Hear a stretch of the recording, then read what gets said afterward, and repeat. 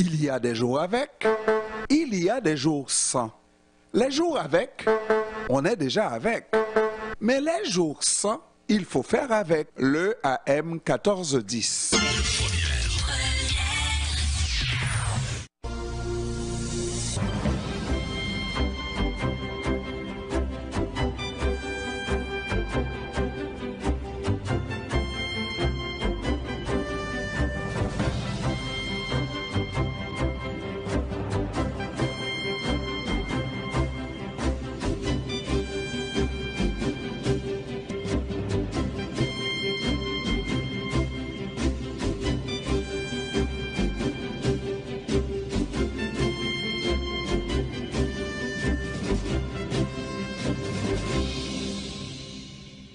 h 04 on reste au téléphone, mesdames, messieurs, pour cette fois-ci parler à Francis Labbé. Il est directeur adjoint aux communications de CDPQ Infra.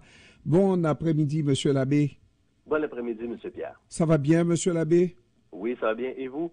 Moi, ça va toujours bien, même quand ça va mal, monsieur Labbé. Donc, on aime ça. On aime ça. Alors, maintenant, le réseau express métropolitain fait encore du bruit, monsieur Labbé, et ça là, on semble travailler là-dessus, mais on n'a pas la solution finale parce que les usagers, pas les usagers, mais ceux qui habitent dans l'environnement et ont besoin d'accalmie, ont besoin de repos, et ça se plaint qu'il y a vraiment encore des choses à corriger, monsieur Labbé. Qu'est-ce que vous allez faire? Bon, alors, ce qu'on a fait d'abord, c'est qu'on a déjà mis en place des mesures d'atténuation du bruit pour le REM.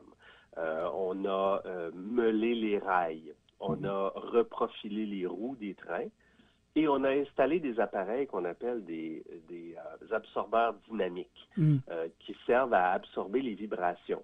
Et on n'a pas encore complété totalement l'installation des absorbeurs dynamiques, notamment en ce qui concerne, dans le fond, le Pointe-Saint-Charles, par exemple, l'île des Sœurs, Griffintown. Ça sera complété au cours des prochaines semaines. Par contre, sur les tronçons où on a complété l'ensemble de nos mesures, ce qu'on a remarqué, c'est une diminution d'environ 8 décibels à la source. Donc, lorsqu'on prend un prélèvement sonore à environ 7 mètres des rails, on obtient une diminution du bruit d'environ 8 décibels, ce qui est quand même significatif. Donc, ce qu'on va faire au cours des prochaines semaines au pluriel, une fois que la fonte sera terminée, on va compléter l'installation des mesures de mitigation du bruit. Et puis, on fera un suivi au niveau des sonomètres pour le bruit environnant. Et à ce moment-là, on aura un meilleur portrait de la situation. Cependant, ce qu'on a obtenu jusqu'à maintenant, ça demeure, somme toute, satisfaisant. Et on dit que, moi je ne m'y connais pas, que lorsqu'on parle d'un décibel, c'est déjà beaucoup. Et si vous avez pris ces mesures-là à proximité des rails, ça voudrait dire qu'à plus longue distance, on devrait avoir un bien meilleur résultat que ça, alors que les usagers, chaque fois je trouve le mot usager, mais les gens qui habitent dans l'environnement continuent à se plaindre. Oui. En fait, ce qu'il va falloir déterminer justement, c'est ça. Donc, quelle lecture maintenant lorsque toutes les mesures auront été mises en place, quelle lecture au niveau des sonomètres on obtient? Parce que dans le fond, là, si par exemple on avait dans la cour de quelqu'un de Griffintown une lecture au passage du REM de 75 décibels et que maintenant on diminue ça de 8 décibels, donc on arrive à peu près à 67. Pour vous donner un exemple, là, 67 décibels, M. Pierre, c'est l'équivalent d'une laveuse à lessive qui est en train de faire son brassage. Oui. Donc, évidemment, quand on est à côté, ça peut déranger. Et je comprends aussi que pour des gens, c'est un bruit dans l'environnement qui n'était pas là avant l'arrivée du REM. Cependant, il faut garder à l'esprit que c'est un moyen de transport qui va être structurant et qui va permettre des accès à des portions de la région métropolitaine qui étaient peu ou pas accessibles auparavant en transport en commun. Et maintenant, le niveau qui est vraiment dérangeant, qui est nuisible pour la santé, je pense que la direction de la santé de Montréal a donné une indication là-dessus. Ouais, ce que j'ai entendu de mon côté, c'est que c'est la référence, ce serait 75 décibels à ne pas dépasser. 75 décibels, c'est à peu près ce qu'on obtenait en général dans les lectures qu'on avait avant l'application des mesures d'atténuation de bruit. Donc maintenant, notre objectif, d'ailleurs, avec les consultants qu'on a engagés, c'était d'obtenir une réduction de ce tiers d'environ 5 à 10 décibels de moins là, pour le REM. Et on a obtenu à peu près 8 à 9 par endroit. Donc, la cible est atteinte. Maintenant, ce qui reste à faire, c'est compléter ça et ensuite retourner voir au terrain comment ça se passe dans la cour des gens. Parce qu'il y a une autre réalité, c'est que le son ne se propage pas de la même manière en hiver qu'en été. Un exemple banal, là, j'habite moi personnellement à quelques centaines de mètres d'une école. Quand les feuilles sont tombées, j'entends beaucoup le bruit de l'école. Personnellement, ça ne me dérange pas. Mais quand les feuilles sont là, l'atténuation est importante. Donc, les saisons et l'environnement changent. Donc, ce sera important pour nous de retourner ce printemps et d'aller prendre des mesures au terrain. C'est ce qu'on va faire. Et donc, d'abord, compléter le travail, le meulage et tout ça, et Oui. prendre une... Parce que c'est, j'imagine, qu'en sortant d'un cycle où il y a tout ce qui empêche justement le frottement sur la ferraille et qu'on tombe sur le meulage, etc., ça peut changer beaucoup. Mais une fois que tout sera sur le même rubber, j'imagine que ça va rouler plus gentiment, je dirais, n'est-ce pas, avec beaucoup moins de bruit? Oui, parce que une des réalités qu'on a constatées, c'est qu'il y a deux sources de bruit, dans le fond, qui viennent déranger l'environnement. Il y a d'abord le bruit du roulement du train et il y a ensuite le bruit des vibrations. Donc, le roulement, c'est pour ça qu'on fait le meulage des rails et le reprofilage des roues. L'objectif, c'est de s'assurer que les deux surfaces soient le plus lisses possible. Parce que c'est quand il y a des irrégularités que là, on a un ajout de décibels qui peut être inutile. Donc, en faisant les travaux de modification, on parvient à atteindre une réduction là, pour ces deux mesures-là, reprofilage et meulage. On obtient à peu près 4 décibels de moins. Et on ajoute ensuite les absorbeurs dynamiques, les petits appareils dont je vous parlais, qui servent à absorber les vibrations. Là, on obtient aussi un autre 4 décibels. Et il y a une autre réalité qui s'ajoute, c'est que, et là, moi, je ne suis pas ingénieur en son, mais ce qu'on m'a expliqué du côté de nos experts, c'est que lorsqu'on a une diminution des décibels, à la fois au niveau, disons, des ondes sonores plus légères et des ondes sonores plus basses, donc quand on cumule les deux, on obtient un effet multiplicateur de la réduction. Donc, c'est comme si, en quelque sorte, de diminuer à la source de 8 décibels, c'est comme si, à toute fin utile, on arrivait à 10 décibels de moins dans la cour des gens. Et c'est précisément ça qu'on va aller vérifier le printemps prochain. Monsieur l'abbé, ça, on parle de décibels en trop et je pense que ça fait partie des péchés les moins lourds de CDPQ Infra avec les pannes qu'on a connues au début de l'opération. Comment ça évolue, monsieur l'abbé? Ben, en fait, on a eu des dernières semaines qui ont été un peu plus satisfaisantes au niveau du service. Hier, par contre, avec les pannes électriques qu'on a eues, on a eu une mésaventure du côté du pont Champlain, c'est-à-dire qu'on avait 3 trains qui roulaient vers 19h10 et à ce moment-là, il y a eu une fluctuation importante du réseau électrique.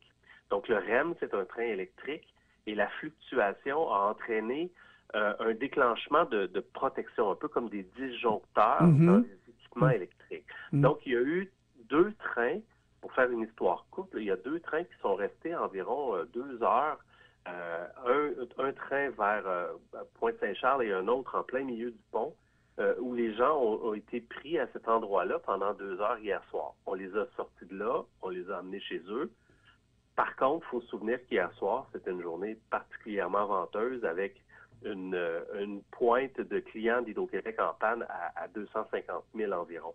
Donc, c'était quand même une journée où le vent était de la partie. Et pour nous, c'était préférable de dire aux gens, restez dans le train parce qu'à l'extérieur, il y a des objets qui volent, donc il y a une menace. Vous êtes en sécurité dans le train. Donc, hier, il est arrivé ça. Ceci étant dit, le pourcentage d'efficacité, le taux d'efficacité du REM depuis les dernières semaines, il est à peu près à 98,7%. Donc, 98,7%. Oh. Donc, notre objectif, c'est d'atteindre 99. On est tout près. Mais vous savez, on sera satisfait quand on aura atteint et idéalement dépassé le 99% parce que lorsque un parent doit prendre le REM pour aller chercher l'enfant au service de garde de son école à Brossard, il faut que le train se rende, il faut que le service soit donné. Et nous, ce qu'on veut, c'est atteindre cet objectif-là. Donc, il y aura de repos que lorsque les objectifs seront atteints. Ah là là, 99%, c'est l'objectif qui est visé. Moi, je n'ai pas encore pris mon baptême de train, là, pour ne pas dire baptême de feu.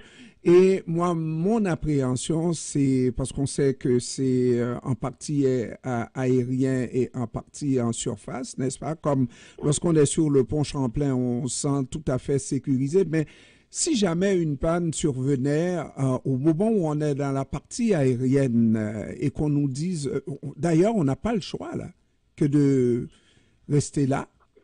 Hein? Ouais. Mais tout dépend. Voyez-vous, hier, on avait un des deux trains qui était en panne. Il se trouvait à Pointe-Saint-Charles, tout près du Costco. Il y a un magasin Costco. Et juste à côté, il y avait des escaliers de sécurité et que les usagers ont fini par emprunter. Donc, les services d'urgence étaient avec nous. On a pu escorter les gens.